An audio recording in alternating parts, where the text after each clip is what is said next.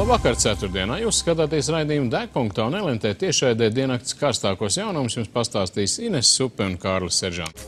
Šī vakara raidījumu iesāksim visai neierast. Šodien saņēmām kādu aculiecinieku iesūtītu video materiālu ar dīvainu situāciju Rīgā. Degpunktā reportieris pamanījis ceļu policijas ekipāžu, kura apturējis taksometru. Neticējis pats savām acīm. Taksometras stūrētājiem izdevās policistu piekukuļot burtiskā vārda nozīmē, ko policists paņēma un pēc tam arī palaida autovadītāju, kurš pēc mūsu reportieru vārdiem bija pārkāpis noteikumus. Mēs jums parādīsim raidījuma noslēgumā.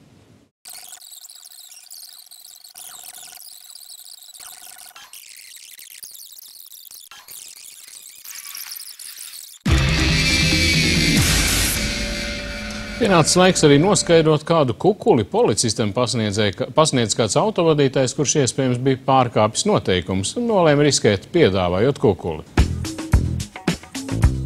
Mums raksta, ka taksometru vadītāji aizturējuši pat ieslēdzot bākugunis. Redzams, ka policists veic pārunas ar šoferi un paņem kukuli gan tiešā, gan pārnestā nozīmē veselas 2 picas kastes.